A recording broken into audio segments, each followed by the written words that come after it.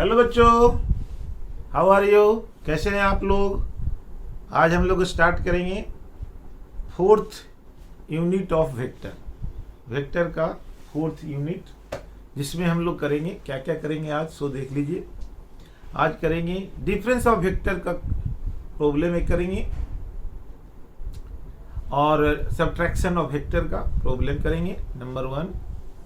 Condition for zero resultant करेंगे number 2 and resolution of vector करेंगे। ये 3 टर्म्स करेंगे। सो पहले हम लोग निकालते हैं सब्ट्रैक्शन ऑफ वेक्टर पर एक क्वेश्चन करते हैं जो प्रीवियस वीडियो में जस्ट एंड में किए थे। So let us do a problem. Suppose particle is rotating with uniform velocity. Uniform velocity से कोई पार्टिकल रोटेट कर रहा है। v स्पीड है यहाँ का। थीटा एंगल सर्टेन टाइम के बाद थीटा एंगल कवर किया, पार्टिकल यहाँ पहुंच गया और इसका वेलोसिटी हो गया v। v मैग्नीट्यूड है। मान लो इसका वेलोसिटी v1 है, इसका वेलोसिटी v2 है, क्योंकि डायरेक्शन अलग अलग है but magnitude is same. So let the magnitude of the velocity is v and इसका वेलोसिटी का भी मैग्नीट्यूड v2 है। तो आपको निकालना है change in velocity, sorry difference in velocity, that is v2 minus v1। ये आपको निकालना है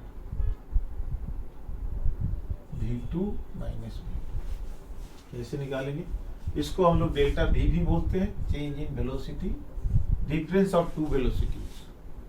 आपको कल फॉर्मूला एक बताए थे, याद कीजिए कि अगर किसी वेलोसिटी किसी बॉडी को और किसी वेक्टर को अगर सर्टेन एंगल से रोटेट किया जाए तो उसमें जो चेंज इन वेलोसिटी होगा that will be equal to 2v sine theta by 2। कल हम लोग डिराइव किए थे, कल में प्रीवियस लेक्चर में delta v change in velocity is equal to 2v sine theta by 2। Exactly same condition है, v2 माइनस v1। तो ये डेल्टा v हो गया 2v साइन थीटा बाई 2। अब मान लो कि कोई पार्टिकल अगर आपको दे दिया जाए कि यहां से यहां ये एंगल 30 डिग्री है, 60 डिग्री है और ये पार्टिकल मूव कर रही है 10 मीटर पर सेकेंड से। This is also 10 metre per second. Then what is delta v? This will be equal to, according to this formula, 2v sine theta by 2। Derivation इसका हम लोग प्रीवियस वीडियो में कर चुके हैं। सॉरी, ये v होगा, दोनों इक्वल होगा, v1 magnitude v, v2 magnitude v। So 2v sine theta by 2 यानी 2 इंटू v है यहां पर 10 sine 60 by 2। So final answer will be 20 into 30 sine 31 by 2 हो जाएगा, यानी 10 metre per second is the change in velocity. सीधा this is change in velocity v2 minus v1। अब graphically भी आप बना सकते हैं। अगर ये इसको मैं एक्सटेंड कर दूं, v2 माइनस v1 किधर होगा? इधर हो जाएगा माइनस v1 और इसको आप पीछे बढ़ा दीजिए और माइनस v1 को आगे कर दीजिए। तो ये एंगल जो होगा v2 माइनस v1, मतलब माइनस v1 पीछे हो गया, v1 आगे था तो मैंने पीछे कर दिया और v2 को पीछे बढ़ा दिया, तो ये एंगल हो गया दोनों वेक्टर के बीच में, v2 माइनस v1। तो ये एंगल कितना होगा? Obviously equal to theta. This angle will be equal to theta, ये थीटा के बराबर हो जाएगा और यहां पर हम लिखेंगे 2v साइन थीटा बाई 2। तो ये फॉर्मूला आपको याद रखना है। यहां से यहां पोजीशन जब होगा पार्टिकल का, एंगल थीटा बनाएगा। तो change in velocity is equal to delta V sine theta by 2। Simple way में आप उसको बना सकते हैं कि अगर चेंज इन वेलोसिटी हमको निकालना है दोनों का, तो एंगल कितना हो जाएगा बोलिए, दोनों के बीच का वेलोसिटी यानी रिजल्टेंट अगर हम निकालेंगे तो V square plus V square minus 2v square cos theta, theta is the angle between two velocities, दोनों वेलोसिटी के बीच का एंगल थीटा, v2 और v1। तो यहां से जैसे अगर हम देखें ये वेलोसिटी यहां से ऐसे गया तो ये हो जाएगा v1 और ये है v2, तो ये एंगल हमने थीटा ले लिया। ध्यान से देखिए, v1 को आगे बढ़ा दिए तो v2 और v1 के बीच जो एंगल ये होगा यही एंगल होगा theta. You can find out this theta will be same. So यहाँ पर हम रख देंगे R square is equal to V square plus V square minus 2v square cos theta. So R square is equal to common हो जाएगा 2v square minus 2v square cos theta. ये हम लोग कर चुके हैं कल, रिपीट है ये। So R square is equal to 2v square 1 minus cos theta. So R square is equal to 2v square cos theta का 2 sine square theta by 2। So R is equal to 2v sine theta by 2। ये resultant velocity हो गया। Resultant का मतलब v2 minus v1, तो इसको r को आप डेल्टा v भी लिख सकते हैं क्योंकि ये रिजल्टेंट है 2v साइन थीटा बाई 2। तो ये एंगल है आपका, इसको आप निकाल सकते हैं। तो ये फॉर्मूला आप याद रखिए, ये formula delta v change in velocity is equal to 2v sine theta by 2। अब यहाँ से अगर यहाँ से यहाँ आ जाएगा तो थीटा 90 डिग्री हो जाएगा, यहाँ आ जाएगा, यहाँ से अगर यहाँ आ जाएगा तो थीटा 180 डिग्री हो जाएगा। 90 डिग्री 180 डिग्री, तो जितना भी एंगल है वो डाल दो यहाँ पर, तो चेंज इन वेलोसिटी आपको निकल जाएगा। You will find the change in velocity directly. इस तरह से टू वेक्टर का सब्ट्रैक्शन का एप्लीकेशन आप देख सकते हैं। तो इसका प्रूफ हम लोग कल भी किए थे, आज थोड़ा सा इस पर एक कंसेप्चुअल क्वेश्चन कर दिया। अब देखिए, अब हम लोग करेंगे कंडीशन फॉर जीरो रिजल्टेंट। ये क्या होता है? Condition for zero resultant.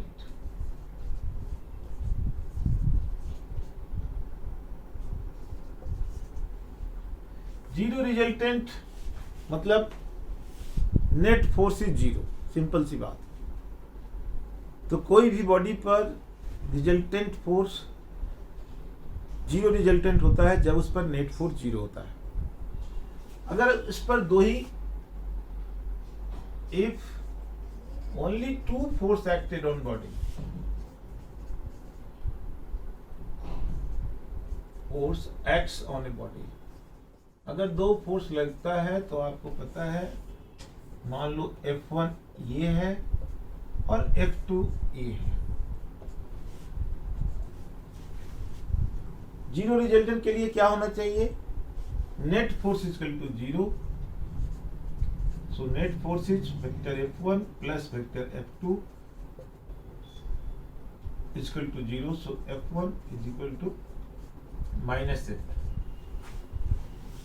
Opposite. अब आपसे पूछा जाए कि what is the minimum number of force, minimum number of force to give zero resultant, minimum number of equal force.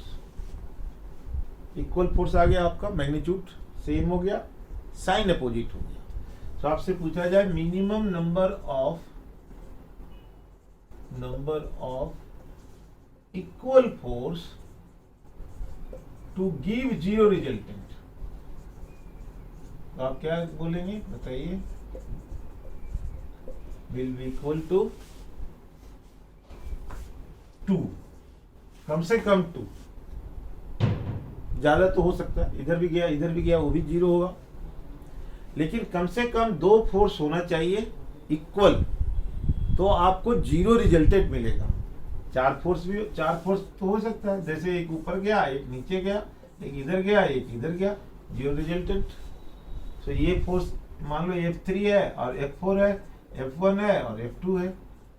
तो चार force F3 equal to F4 हो जाएगा, F1 इक्वल टू F2 हो जाएगा, equal and opposite, so resultant is 0। तो ये तो 2 से ज्यादा हो गया, लेकिन कम से कम कितना होना चाहिए, मिनिमम कितना, minimum 2 force to give 0 resultant. Minimum force should be 2 to give 0 resultant. इसको देखिए, अब मिनिमम नंबर ऑफ फोर्स, अब आपसे पूछे, उसके पहले देख लीजिए, if 3 forces, 3 different forces,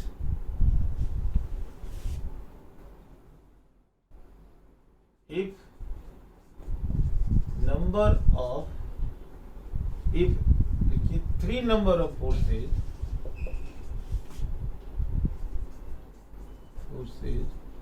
acts at a body to give 0 resultant,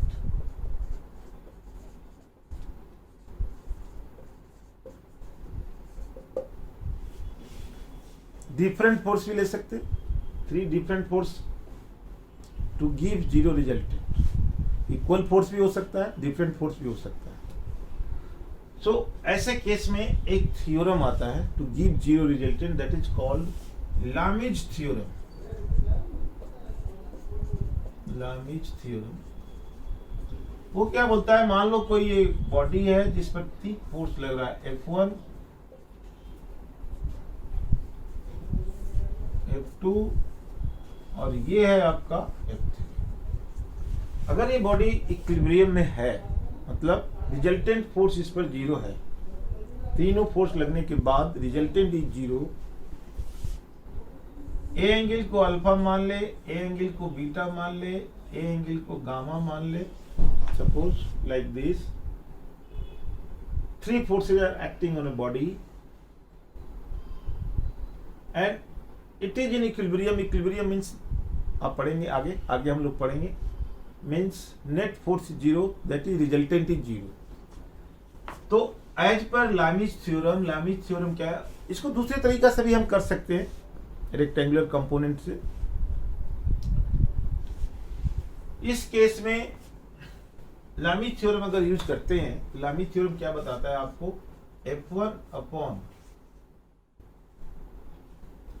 इसके सामने का एंगल, F1 के सामने कौन सा एंगल है, साइन गामा, गामा एंगल है तो साइन आप लगा दो। F2 के आगे कौन है, साइन बीटा, F3 के आगे कौन है, साइन अल्फा। ये आपको बताता है, this is called Lami's theorem, one of the method है। नेट सेल में आप कहोगे कि अभी हम लोग रेजोल्यूशन ऑफ वेक्टर पढ़ेंगे तो कंपोनेंट लगाएंगे, तो कंपोनेंट से आप इसको बना सकते हैं इजीली, इसको भी यूज कर सकते हैं। Let us do one of the problem based on this Lami's theorem, इसका यूज करते हैं। ऐसे आपने देख लिया। अब इसमें अगर आपसे पूछा जाए minimum number of unequal forces to give 0 resultant, ये आपसे पूछा जाए, क्या लिखेंगे, लिखिए minimum number of unequal forces to give 0 resultant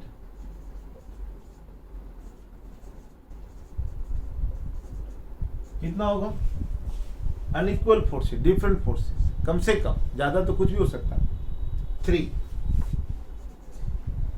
in A plane, plane भी सेम होना चाहिए, आप लिख दो यहाँ, इन ए प्लेन, प्लेन भी सेम होना चाहिए, कम से कम 3 फोर्स, अनइक्वल, इक्वल के लिए minimum 2 force to give 0 resultant, unequal के लिए एक प्लेन में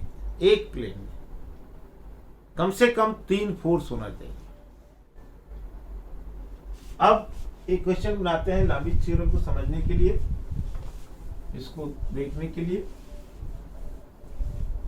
जरा देखिए, मान लो इस तरह से कोई आपको दे दिया गया, एक ब्लॉक है, मास m है, यहां से इसको एक स्ट्रिंग से कनेक्ट कर दिया गया, और यहाँ से दूसरा स्ट्रिंग से कनेक्ट किया गया।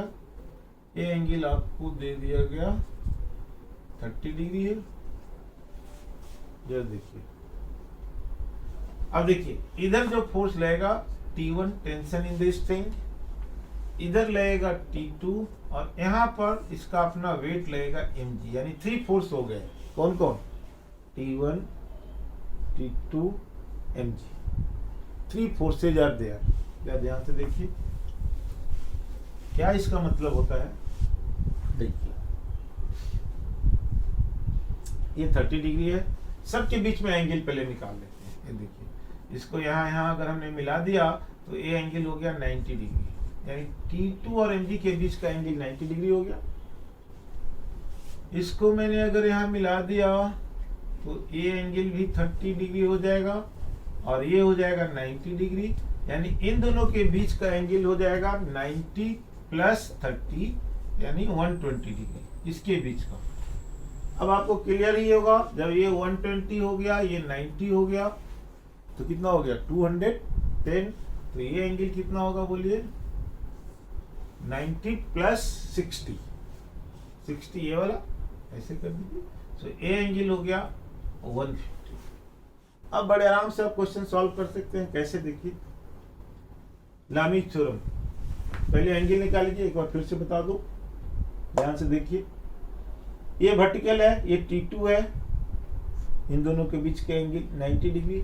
ये 30 था, इसको मिला दिया मैंने तो ये भी 30 और इसको हॉरिजॉन्टल लाइन ड्रॉ कर दिया तो ये 90। तो 90 प्लस 30 120, यानी ये एंगल आ गया 120।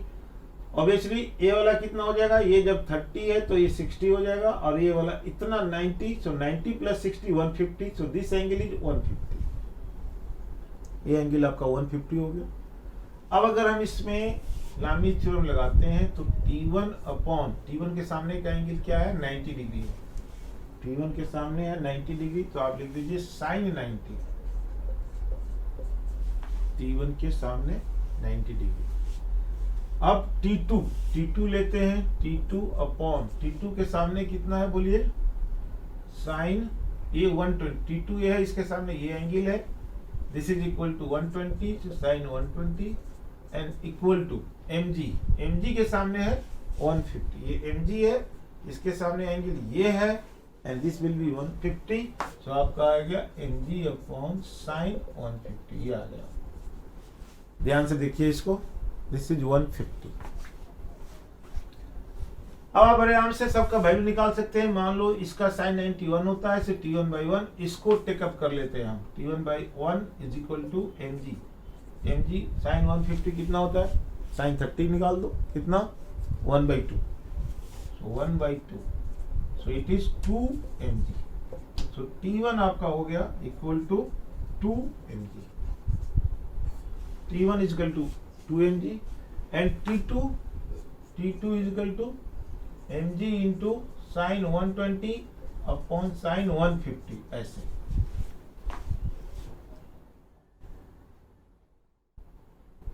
साइन 120 का वैल्यू क्या होगा? What is value of sine 120 बोलिए?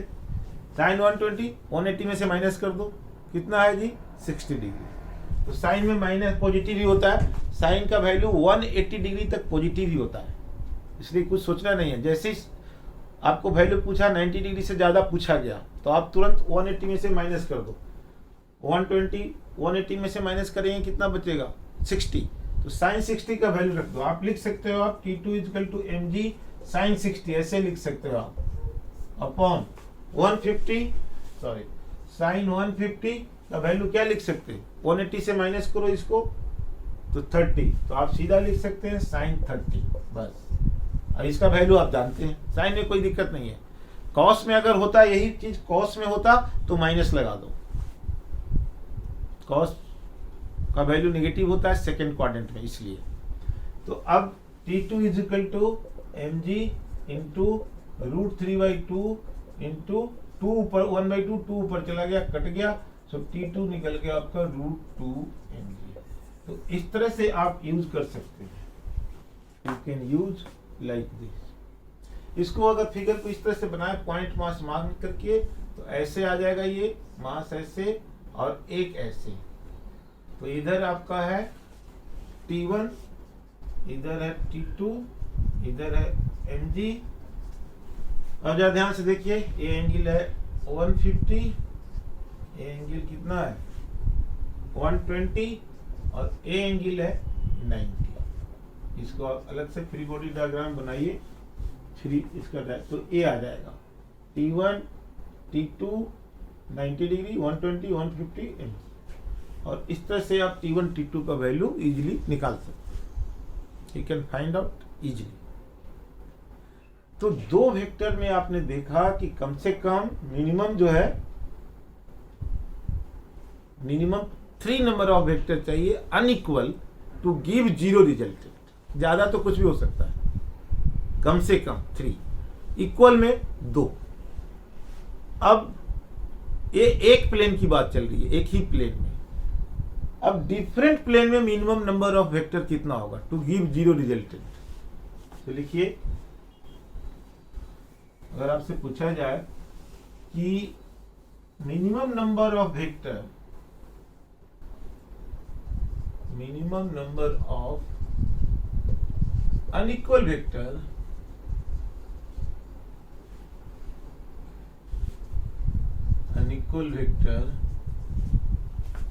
to give 0 resultant, unequal vector in different plane कर दो,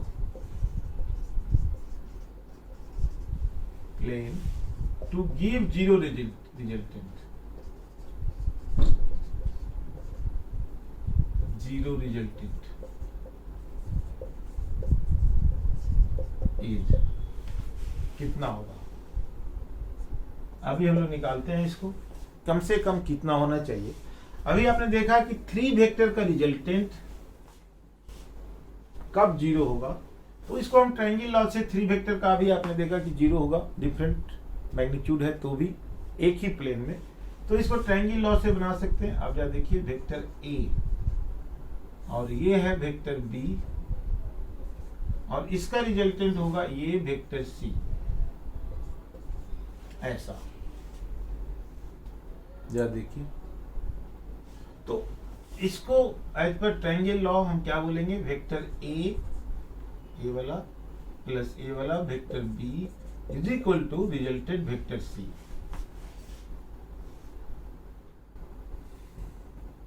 वेक्टर सी।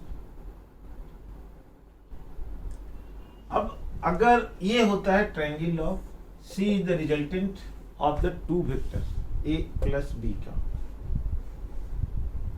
अब किसी ये में, मतलब a प्लस बी और ये इस साइड में, उसका रिजल्टेंट c होगा। ये वाला a रिजल्टेंट है, ये हम लोग जानते हैं, दिस वी नो, इसको हम लोग जानते हैं ठीक से। अब देखिए, अब अगर हमको 0 रिजल्टेंट लाना है तो हम क्या करेंगे, मान लो कुछ देर के लिए एक वेक्टर हमने ऐसे ये a है, ये b है और ये है c, ऐसे ये वेक्टर सी है मान। तो हमको निकालना है कि a प्लस बी प्लस सी क्या होगा। ऐसे अगर कोई वेक्टर है, a ऐसे, b ऐसे और c ऐसे,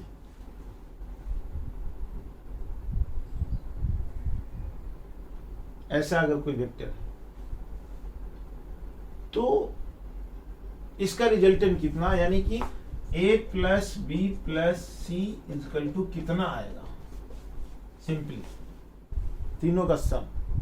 अब जब देखो ये c है तो हम एक काम करते हैं, इसको सेम रहने देते हैं, वेक्टर a, ये है वेक्टर b और ये इसका उल्टा,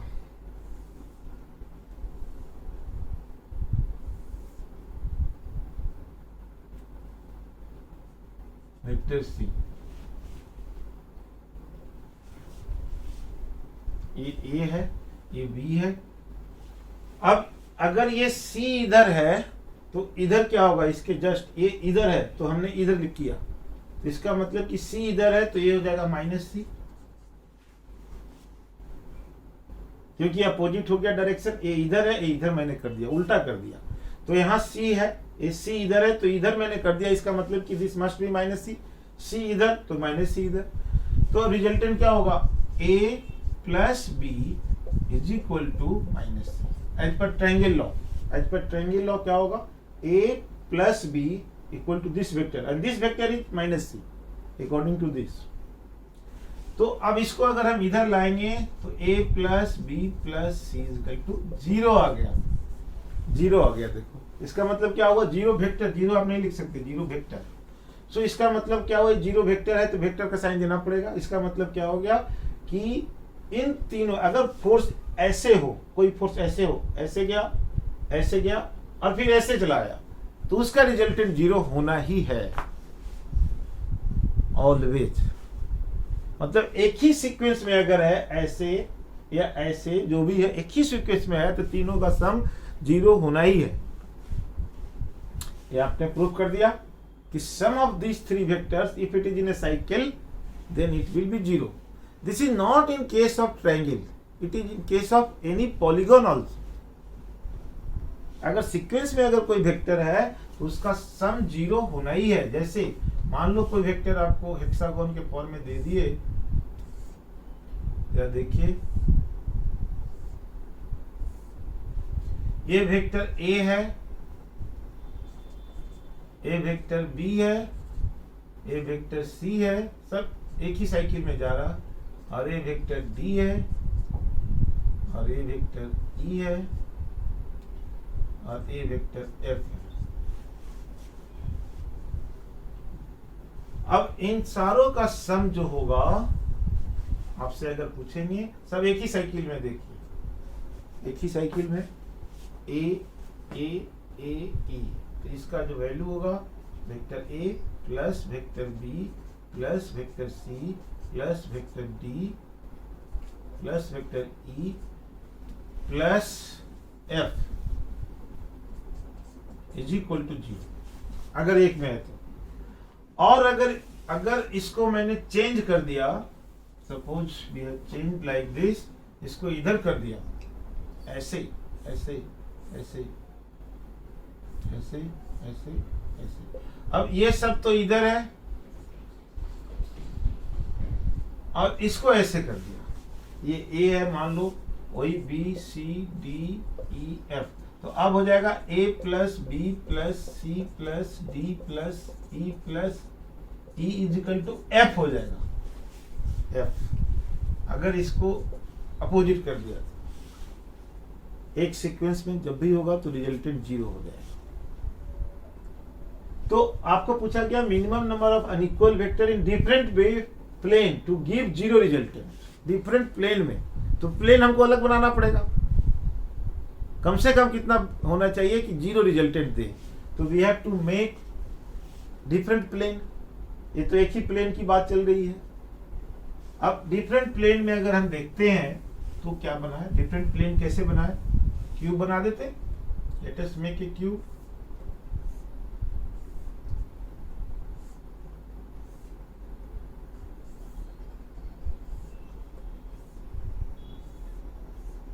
ये क्यूब हो गया एक। अब ये ओरिजिन, इसको मान लीजिए आप 0 0 0 ओरिजिन, सारे साइड बराबर है, ये मान लीजिए। अब देखिए, अब जरा देखिएगा, एक वेक्टर ए चला यहां से, ए ओ है मान लो, ओ ए, यहां से ऐसे चला एक वेक्टर, इस प्लेन में हो गया, इस प्लेन में। अब दूसरा वेक्टर ए आ गया, बी, ये इस प्लेन में हो गया, ये वाला प्लेन में। तीसरा वेक्टर ये हो गया, ये इस वाले प्लेन में हो गया। अब चौथा वेक्टर को आप ऐसे जोड़ दीजिए, ऐसे, ये। अब देखिए 4 वेक्टर हो गया कि नहीं।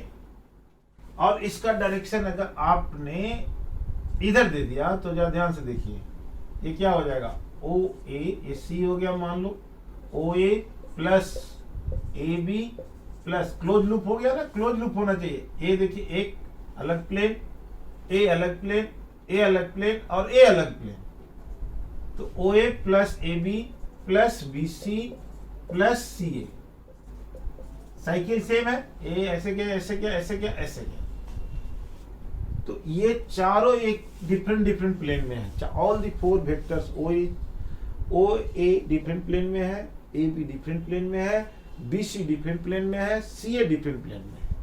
अब इसका सम इक्वल टू 0 होगा क्योंकि एक साइकिल में है। यानी मिनिमम नंबर कितने वेक्टर मिनिमम हो गए, कम से कम कितने वेक्टर हो गए, 4 हो गए, 1 2 3 4। So minimum number of vector is equal to 4। 4 vector हो गए मिनिमम आपके पास इन डिफरेंट प्लेन का ये है आपका। तो ये तो था आपका zero resultant in different cases. अब हम लोग करेंगे रेजोल्यूशन ऑफ वेक्टर, जो कि बहुत इंपॉर्टेंट है। This is resolution of vector का इंपॉर्टेंट पार्ट इन 2 डायमेंशन, इसके बाद 3 dimension. So what is resolution of vector? Resolution of vector in 2D क्या होता है? सो देखिए 2 डायमेंशन में क्या होता है रेजोल्यूशन ऑफ वेक्टर, जरा देखिएगा। मान लो कोई वेक्टर है, 2 डायमेंशन का मतलब एक्स एक्सिस है, वाई एक्सिस, या तो एक्स वाई है, या तो वाई जेड है, या तो जेड एक्स है, यही 2 डायमेंशन है। यहां पर कोई वेक्टर है ए एंगल थीटा है। तो अगर इसका इस साइड में हम कंपोनेंट निकाले, इसको कंपोनेंट बोलते हैं। तो ये कंपोनेंट एक्स डायरेक्शन में है, तो मान लो ये एक्स है, और ये कंपोनेंट वाई डायरेक्शन में है, तो मान लो ये ए वाई है, ए वाई, ये एक्स आपने देख लिया, ये वेक्टर ए है ऐसा। इसका मैग्नीट्यूड पहले ले लो कि ए एक्स ही है, चलो करने ए एक्स है। अब जरा देखिए, अगर हम cos थीटा ट्रायंगल लेते हैं तो cos theta is equal to X by A base upon hypotenuse A है आपका, यहां लिख दो ए है, मैग्नीट्यूड है हाइपोटेनस का A. So cos theta is equal to X by A. So X is equal to हो जाएगा ए cos थीटा। सिमिलरली अगर हम लेंगे ए वाई, अगर हमको निकालना है ए वाई मतलब ये वाला और ये वाला बराबर होगा, ये और ये बराबर होगा, तो इसमें cos थीटा नहीं लेकर के sin थीटा लेंगे तो परपेंडिकुलर आ जाएगा। और परपेंडिकुलर कितना A Y upon A. So A Y is equal to हो जाएगा A sin theta. This is A Y. So X हो जाएगा A cos theta, A Y हो जाएगा ए sin थीटा। ये देखिए ऐसे। इसका मतलब ये हुआ कि ये जो कंपोनेंट है ए है, इसको हमने ब्रेक कर दिया। मतलब इसका एक पार्ट इधर ये ए है, तो ये थीटा होगा, तो ये ए cos थीटा, और इधर मतलब बगल में ये थीटा है, तो थीटा के बगल वाला cos होगा, याद रखना थीटा के बगल वाला cos होगा, तो ये हो जाएगा ए cos थीटा। ये थीटा के दूर वाला है, यहां से परपेंडिकुलर होना चाहिए, याद रखो दिस मस्ट बी परपेंडिकुलर। तो ये वाला वेक्टर है यहां से ए sin थीटा, तो इसको याद रखना, थीटा के बगल वाला cos थीटा, दूर वाला sin theta. So A Y is equal to a sin theta. अब इसको वेक्टर फॉर्म में कैसे निकालेंगे? इस डायरेक्शन का ये मैग्नीट्यूड है, इस डायरेक्शन का एक्स मैग्नीट्यूड है, इस डायरेक्शन का ए वाई मैग्नीट्यूड है। एक्स एक्सिस की तरफ यूनिट वेक्टर हम लोग ने पढ़े थे, याद कीजिए क्या पढ़े थे? आई। यूनिट वेक्टर मतलब क्या? उसका मैग्नीट्यूड 1, लेकिन डायरेक्शन एक्स एक्सिस। तो अगर हम इस वेक्टर को लिखें, ए को लिखें वेक्टर फॉर्म में, तो हम लिख सकते हैं एक्स आई कैप। देखो आई कैप क्या बता दिया? एक्स एक्सिस की तरफ मैग्नीट्यूड को बिना चेंज किए हुए, क्योंकि इसका मैग्नीट्यूड 1 होता है, 1 into x, 1 x plus similarly इधर है, तो ये हो जाएगा ए वाई इंटू जी। ये है इसका कहानी।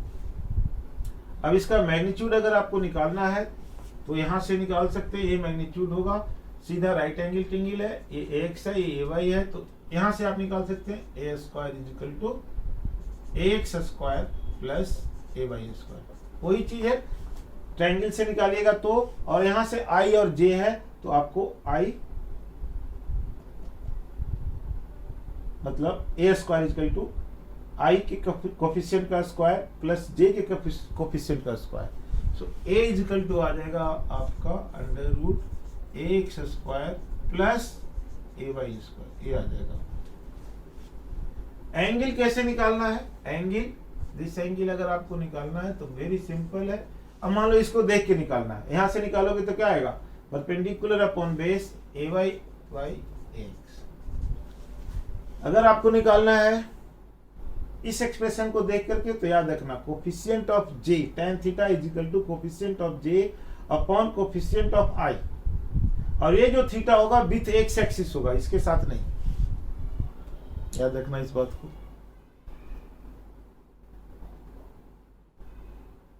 अब एक एग्जांपल लेते हैं इसको समझने के लिए। तो ये हो गया कंपोनेंट 2 डायमेंशन में, कंपोनेंट फॉर्म में। मैग्नीट्यूड ऑफ वेक्टर आप ऐसे भी लिख सकते हैं, ऐसे, this is magnitude of the vector. Suppose मैं आपको अगर दूं, बच्चों ध्यान से देखना, अगर मैं आपको दूं कि कोई वेक्टर है 5 है और ए एंगल 37 है, जिसका मैग्नीट्यूड है 5 यूनिट कुछ भी है, न्यूटन है, मीटर है, कुछ भी है, ये है 5। इसका वेक्टर फॉर्म में लिखना है, एक्स एक्सिस वाई एक्सिस। कैसे लिखो, कैसे लिखो? राइट इन वेक्टर फॉर्म, राइट इन वेक्टर फॉर्म। और कार्टेशियन कंपोनेंट, इसी को कार्टेशियन कंपोनेंट बोलते हैं। कैसे लिखेंगे? पहले ध्यान से देखो, 37 इसके बगल में, 5 के बगल में तो बगल वाला कॉस होगा, याद रखिए। दूर वाला हो जाएगा साइन, 5 साइन 37। तो ये कितना हो जाएगा? 5 इंटू 3/5, 5 कट गया, 3 हो गया। ये कितना हो जाएगा? 5 इंटू 4/5, 5 कट गया, 4 आ गया। ये आपका हो गया, ठीक है।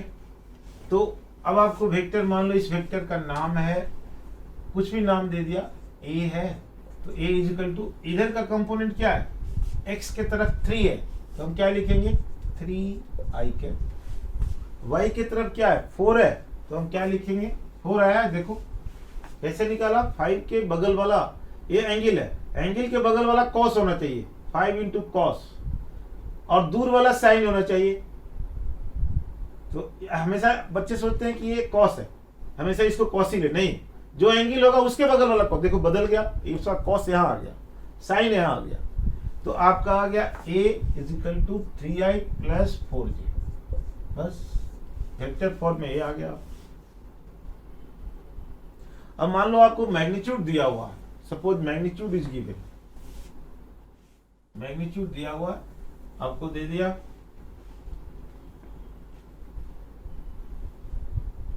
एक वेक्टर दे दिया x is equal to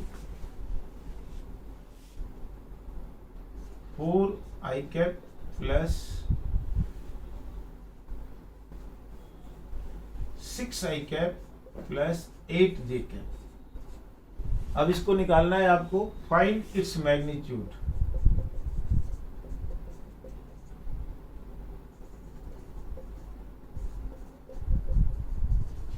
An angle with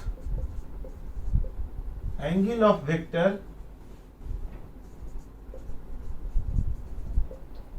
with x axis and y axis दोनों पूछ सकता है, आप निकालना है। कैसे निकालेंगे?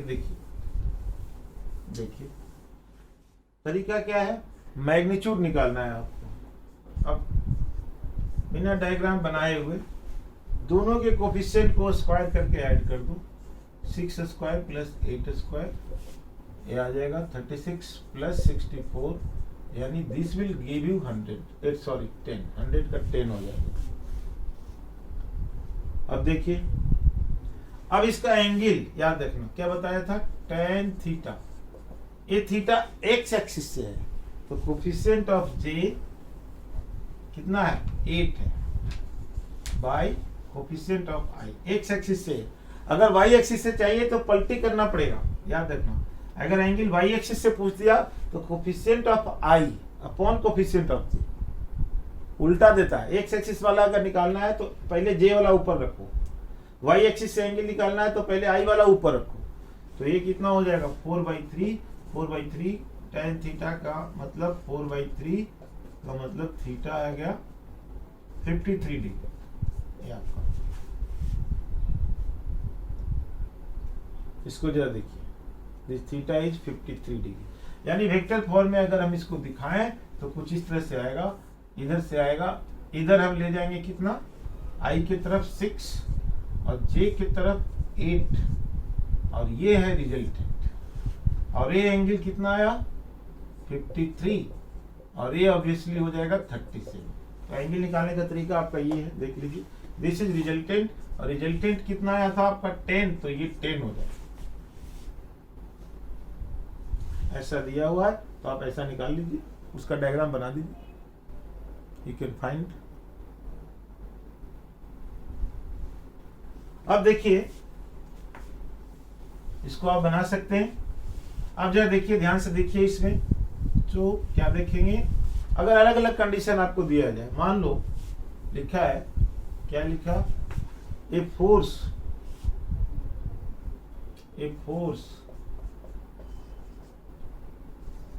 60 Newton acts 30 degree north of south. इसको वेक्टर फॉर्म में लिखना है, north of south, north of south, इसको वेक्टर फॉर्म में लिखना है। ध्यान से देखिए, 60 न्यूटन का फोर्स है, 30 डिग्री नॉर्थ ऑफ साउथ में लग रहा है। कैसे लिखे, बोलिए। इसको पहले फिगर बनाए, नॉर्थ ऑफ साउथ, ये नॉर्थ है, नॉर्थ ऑफ साउथ नहीं, नॉर्थ ऑफ साउथ नहीं, नॉर्थ ऑफ ईस्ट कर दो, नॉर्थ ऑफ ईस्ट, ये ईस्ट है,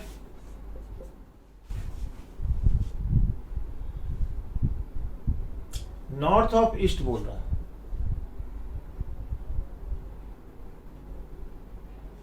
तो इसका मतलब क्या होगा, 30 डिग्री नॉर्थ ऑफ ईस्ट। तो 30 डिग्री नॉर्थ ऑफ ईस्ट मतलब क्या हो गया कि ईस्ट से 30 डिग्री नॉर्थ की तरफ, 30 degree north of east, east से 30 डिग्री नॉर्थ की तरफ। ऑब्वियसली ये 60 है, तो इसका कंपोनेंट हो जाएगा 60 cos 30 बगल वाला, और ये हो जाएगा 60 sin 30। यार ध्यान से देखो, तो इसको कट करोगे तो ये कितना होगा, बोलो। इसका वैल्यू आता है कितना, 30√3, और इसका हो जाएगा ओनली 30।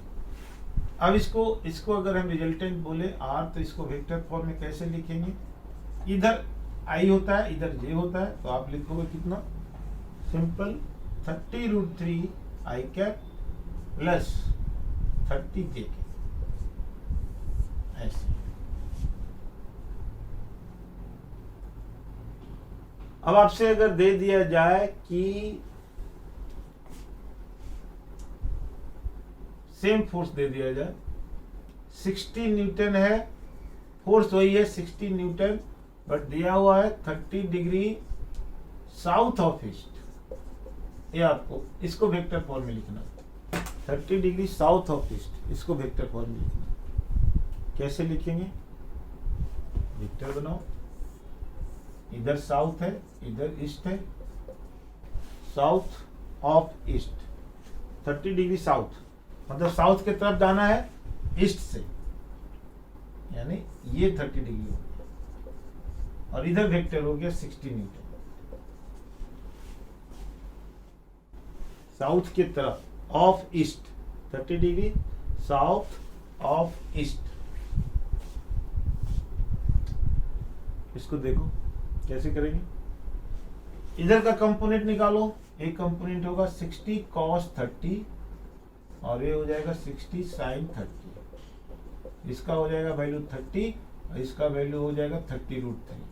तो वेक्टर जो लिखाएगा कैसे बोलो, उधर आई कैप 30√3 आई कैप और इधर -30 जे कैप, ये आएगा।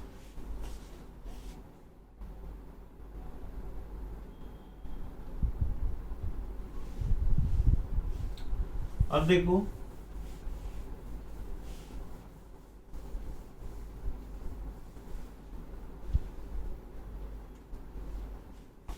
तीसरा, अगर मैं आपको दे दूं कि 60 डिग्री 60 न्यूटन